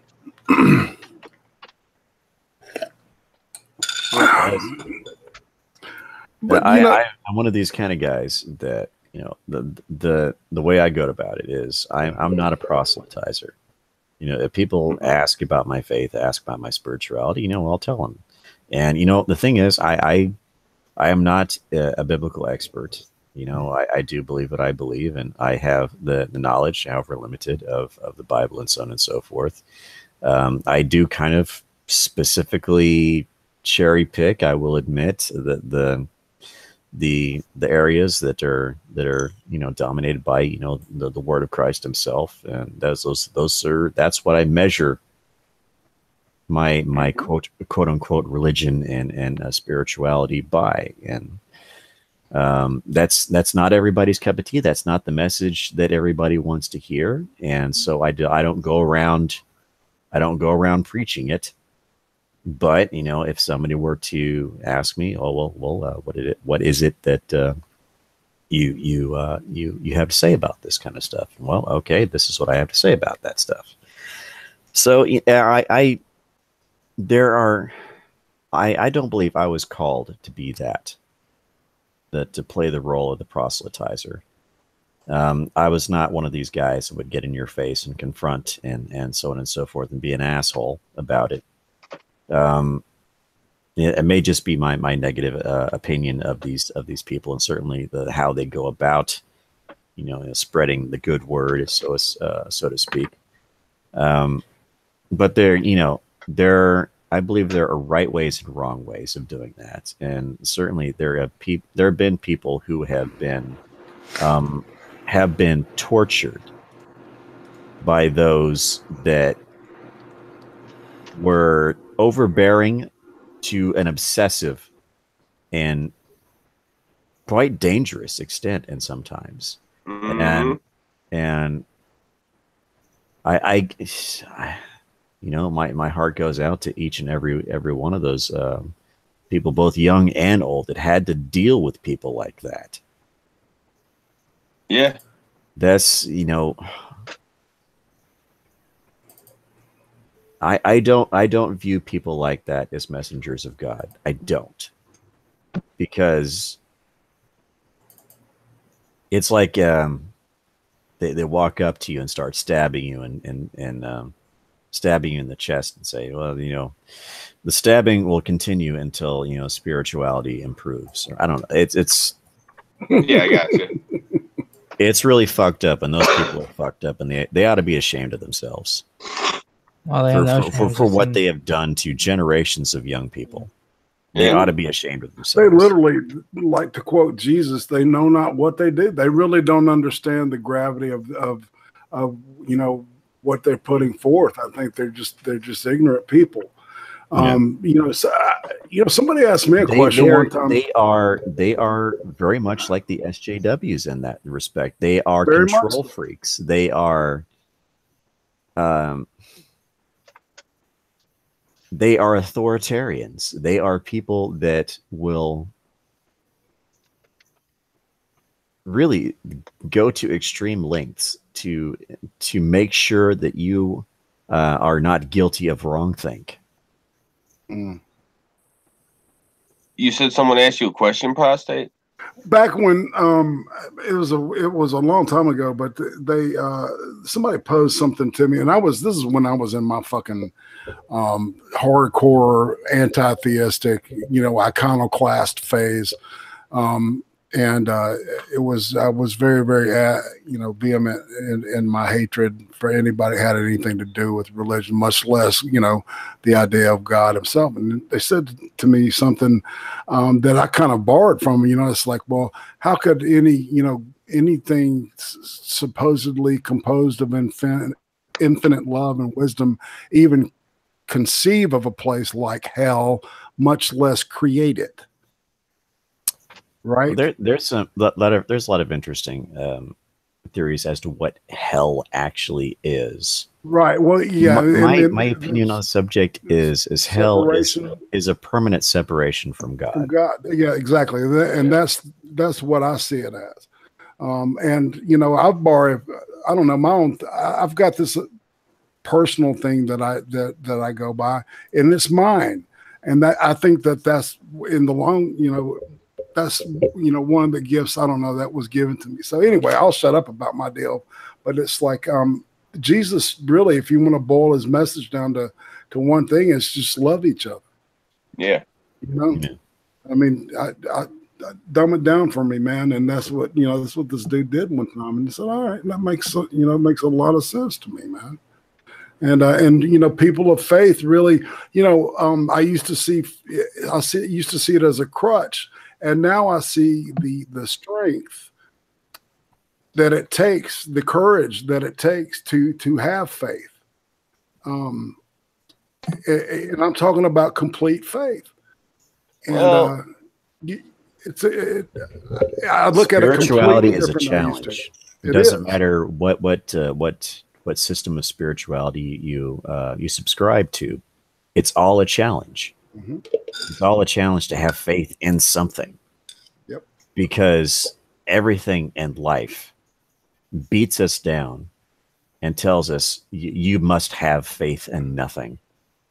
You must be the ultimate nihilist. You must believe in nothing, have faith in nothing.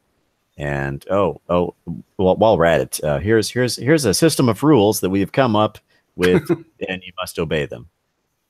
Because we're authoritarian control freaks. Dig it. So yeah. Anyway. Hey guys, I want to talk about not having religion and how you have to have a strict belief in not religion. Here are some rules and guidelines. Like, it's not like a religion though. We're having a anti-religion summit on Sunday. Gotta talk about our non-existent fucking spaghetti monster god. Yeah, it's not real though. You know, Oh, for me it was a little different because what my docs and myself saying this, but fuck it, let them look it up at this point. They'll find me eventually anyway. What my government last name is actually is it's the title that they used to give to the people who are the Knights Templar, who eventually would be risen to become the rank of knight. That's what my family name derives from. It's from that rank that the knights were pulled out of. So I was raised that to be pious and to be religious was like the ultimate sign of strength. And Catholics tended to like a lot. There's certain sects of Islam that are the same way, and it's a lot like the Buddhists. It's this thing of like this purification of the spirit, of the mind, of the body. This like spirit, this attainment of like spiritual and physical equilibrium that these people go for. It's amazing. A lot of these guys tended to like. That's probably why a lot of my family enlisted because it tends to go with like the cultural nuance that they used to. The whole Vicar of Christ mentality. These people feel that they have to be like a warrior. So I used to like compare a lot of my cousins. I used to chuckle about it. I used to compare them to Travis from Taxi Driver because of like the level of discipline that they had. And that was a big thing of it was like a culture of discipline. That's the best way I could describe it as. And it's not me knocking at mainstream Christianity. I feel that's part of the reason that Christianity itself got that rap where it was, like softer, like you were saying, prostate, is because when Martin Luther did nail his 99 Theses on the front door of the church, part of the divorce was not just so much from the opulence and the plenary indulgences that the church was indulging themselves in at the time, but also it was a divorce from the culture of violence, the warring and the crusades. And that's something that the Catholics always kept. Part of the reason most of the organized crime members actually are all Catholic, ironically enough. It's culturally, it's woven very much into the fabric of our beliefs and our culture. Is, that whole die for the cross belief, Yeah.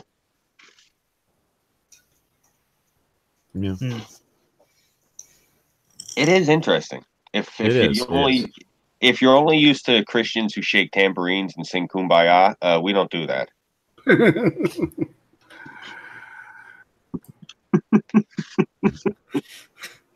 We'll beat you about the head with that tambourine. Hey, I'm not knocking it, man. You guys have some really upbeat music, and you make great pies. Seriously, I love your baked face. Yeah. I'm a Methodist. We're famous. We're famous for our casseroles. Yeah. The Lutherans like to pretend that they're the great casserole people. No. It's the Methodists. Fucking Lutherans. How dare they? How dare they? Who are the ones that have those insane bake sales? Like you go past the church and you get fat if you drive past with the windows open because of how good the food smells. I think those are the Presbyterians. Yes, them. Oh my God. Oh my God. Last I 6 minutes. Oh, okay. Do you know the Muffin Man? Do you know the Muffin Man? Yeah, those Presbyterian church fairs. I'll go past with $100. I'll leave broke with like 10 pies. I don't know about the muffin, but I've been in the muff before. Sorry. They worship in the church of Betty Crocker. I'm not sorry. No, sorry for being away, guys. I've been having a hard time just staying conscious. You missed all the baked goods, man. We were just talking about muffins. We were talking about muffins, my friend. Muffins. Muffins. I got myself a bite to eat, and I'm passing the hell out for the night, guys. All right. Feel better, man. All right. See you tomorrow, guys. Yeah. Take it easy. Right. Damn, now I want a blueberry muffin. Yeah, seriously. I'm about to get in the fridge. This is our Chaos 120 always devolves into one of three things. Music, movies, or food. Yep. Hence, I put cooking in the title. Yes, you did. Yes, you did. You are a prognosticator of things to come because you live in And Florida. Burnside's about to go fuck an alligator, so we're good. Which is in its own realm. Yeah. Parting shot. Sorry. Anyway, back to blueberry muffins. I want a pumpkin muffin. I want a pumpkin empanada. Those are awesome. Never had one. Yeah, they're really good. My local grocery store chain, HEB, at their bakery, they have various flavors of empanadas, usually pineapple, apple cinnamon, and pumpkin. And the pumpkin is the best. I could go for a banana cream cannoli right now. There you go. They also every now and again they have the banana. Well, oh yeah. Oh, so good, so good. And you can tell, man, when you've got like a store that's got like a really good baked cook, in the back, and they throw a little extra shit in. You can tell it's like, no, this is better than what everybody else is getting. We've got the right one. There's also these big soft pig-shaped biscuits that are amazing as well. I forget what they're called, but they're shaped like pigs, and they're made of they're not gingerbread. There's something similar, but they're quite amazing. Let me ask you, Six. Is it big in the? Because I know it's really big in the Italian community. Is it big in the Mexican community? They usually have them around Easter. The Easter pastries, like they have the one the Italians call it the baba. It looks like the Pope's hat. Oh yeah, yeah. There is I forget the name of it, but there are similar things that you will see. What the hell were those called though? Yeah, right. Shit. Good luck remembering it. Yeah. Rip. Oh, that's like getting an earworm. Mm-hmm. You just can't get one. I only remember the name of that stupid pastry because whenever my father would ask for it, I'd snort because it's a stupid sounding name and he'd smack me in the head. So it was from like that reinforcement. That's the only reason I remember it. Yeah, Marge, do we got any baba? Shut up, Pachota. Oh man. It's I didn't even actually know the name of this. It's similar to a bread pudding.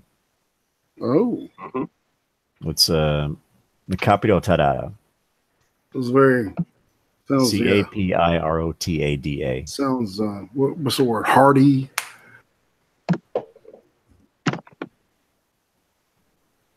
Well, let's talk about food, man. Hey, I know shit. I want some of the fucking Chinese dumplings. Oh God, I think I have some left in the fridge. I hate you. Now I gotta heat them up. Are you putting the sweet or the meat? The meat dumplings. Both. Okay. The ones with the stuff with the pork and the vegetables. Oh yeah. Yeah. Yeah, Scooby's gonna bring me, like everything from the fucking restaurant to more. Yeah, I'm gonna actually pack it into a styrofoam cooler so it stays hot. See, and you're getting the real deal, man. You're getting off the boat, motherfuckers, keep cooking this stuff. So you're getting the real deal. Yeah. I always get shrimp because you can't fake a shrimp. Yeah. Just saying. Yeah, true that. Well, no, that's the beauty of it. If you go into this place, you can actually see them disembowel the chicken in the back, so you know it's not a cat. Well, see, now that's even worth it just for that show there, man. Oh yeah, I'd love to see something like that. Yeah, the last time, man, I remember, man, when I was up there, and there was this corner pizzeria, and they were just making fucking square pies, and you would watch them make it there, and it would be like $1 a slice, and I swear to God, the slice was like an album cover. It was that big, man. And you could, I mean, it would fill you up for two or three. I mean, for half a day. Yeah. Yeah, it was good shit, man. It was, yeah, you got me. I can't remember where it was near. It was between Chinatown and like going up like Houston, right? Okay. Except it's like between the Bowery, Chinatown, and then somewhere around Houston. I can't remember. They kept talking about Houston being nearby. So, hell, it's probably down anyway. No, I think it might still be there. I think I remember the one you're talking about. But it's on a corner. You know, it's one of the only ones not named Ray's. That's why. Yeah, it had. I think it was called Sicilian Slice or something like that. Yeah. So I know what you're talking about. I think the place is still there because they're one of like only 5 pizzerias in New York not named Ray. So yeah, well, the dude that was working in there couldn't speak a lick of English, and the boss would tell him what to do, and he'd make it. You know, so I figured, you know, that was kind of like I don't know. I made friends with them really fast. Mm-hmm. You know what I'm saying? And I got good food from them motherfuckers. Man, it was good shit. Yeah. Well, that's next time you come to New York, look me up and yeah, definitely. You know that's happening. You know that's happening, man. Oh, yeah. I met nothing but nice, good people in New York. I got nothing bad to say about that place. Yeah, I'll show you around. Definitely. I mean, I know you've already been here, but I mean, shit's changed a little bit since the last time you were here. Yeah, I saw Manhattan mostly, so I'd like to see. I'd like to go to Williamsburg and check that out for a day. You know. Just to see what that, you know, to get the experience. Anyway, I don't know. Yeah, I'll show you around Long Island, the outer boroughs, Brooklyn, Queens, Nassau, Suffolk. You're better off. I hate Manhattan. Chuck Schumer's stomping grounds. Yeah. Dude.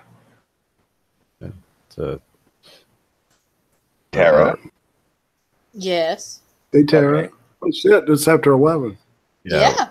We gotta shill, man. I'm so sorry. You can go ahead and start, Irate. All right, sure. It's all right, prostate. You know my channel. Just look it up that way. It's now it's YouTube/C/irate prostate. I got it changed that way. Let's see. Tomorrow, Big Fat Brian and I on Hot Takes will be looking at the Netflix original movie with Jared Leto. It's called The Outsider, about a post-war guy that gets out of prison in Japan and becomes a member of the Yakuza through this really weird way. And I got a lot to say about it. And let's see, Friday Cream Stream, American Gadfly is going to be the guest. Tanuki had something, got 12 hours of mandatory overtime, so we'll have to move him back to next week. But yeah, Gadfly's a good guy that I've been wanting to get in touch with and kind of talk to. Drinks with Friends, of course, with Sir Adamantine is still scheduled for Saturday at 3. So I'm sure that invitations will be sent. And then next Monday, of course, I got Chaos. Awesome. So, yes, sir.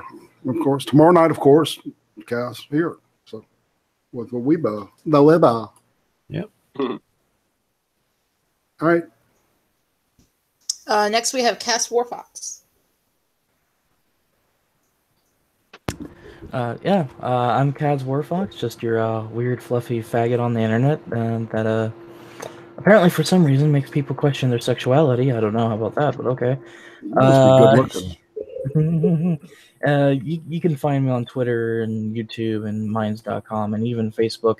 I'm not that hard to find. I literally have put like Kaz Warfox and everything with the same avatar, so it's not that hard to find me. I do on Twitter. You will find your way to him through his epic dank memes. Lots of memes, lots of politics, lots of joking and trolling, and all kinds of weird furry faggot shit. If you can handle that, then please follow. Excellent stuff. Next, we have Scooby331. I'm Scooby331. You guys know the deal. You can follow me here on YouTube. I'm on Minds.com, Gab AI, Patreon, and PayPal. I have to get them up and running a little bit better. And I am still in limited state on Twitter. I have been bombarding them all day with requests for them to unblock my profile. So until then, I'm Scooby331 on Twitter, but I'm just not doing anything right now because I'm blocked. I host Chaos on Friday, so please tune in, 10 p.m. Eastern Standard Time. Awesome. Next, we have the next 6 minutes. All right. Prostate started the shrilling of Weibo Jones' stream tomorrow night. She is taking over my night this week. We swapped nights. I, of course, will be in her usual position Saturday. So I will be streaming at 11 p.m. Eastern, which is a little later than that, than we're otherwise used to midweek. Anyway, her show will be at my usual time tomorrow at 10 p.m. Eastern. And here's the thing that speaking of Weibo Jones, I just wanted to make mention that I found this on Twitter. And she cites this as the first casualty of Weibo's home cooking. I was rather going to think say something about that too. I rather think this is the end result of a Weibo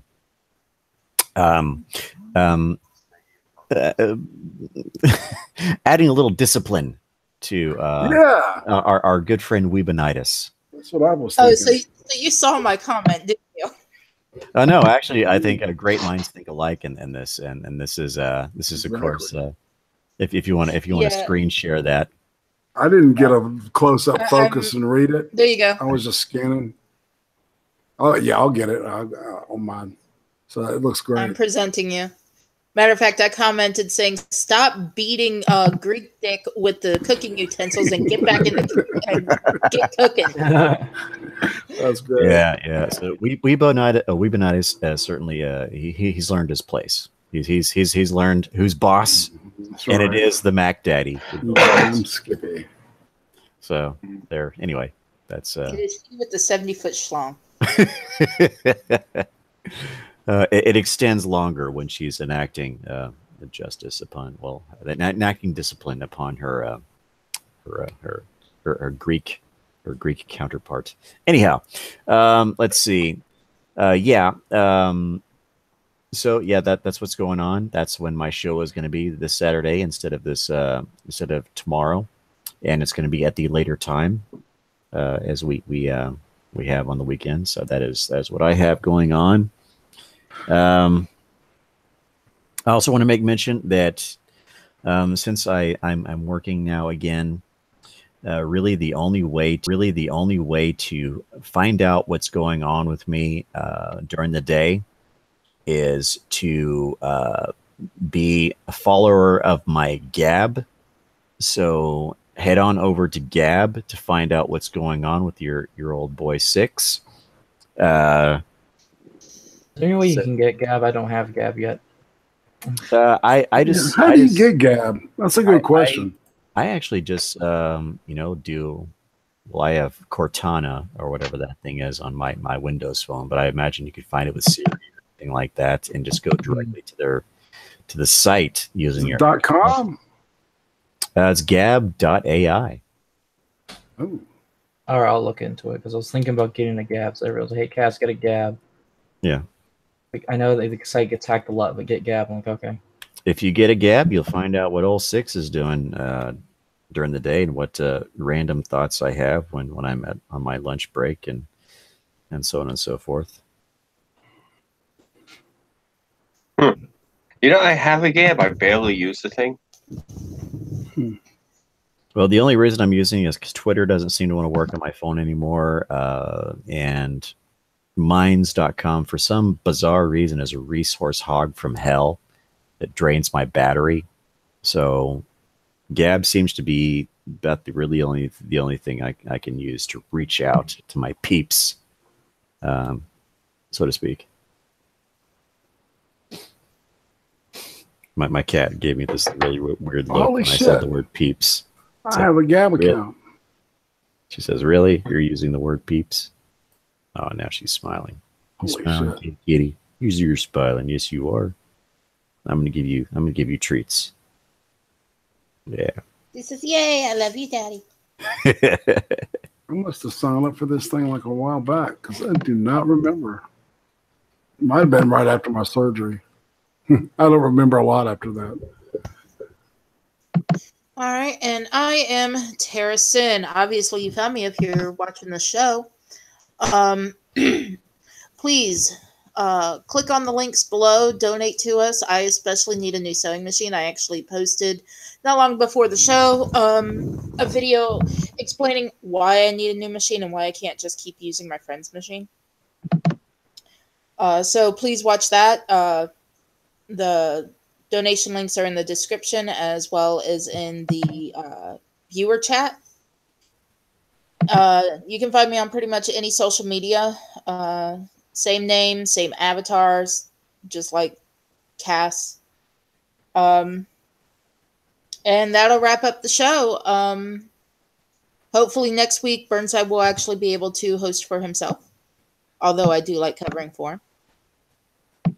So everyone have a good night. And get this woman a sewing machine. Thanks, everybody. Bye. Bye. Take care. Good night, guys. See y'all tomorrow.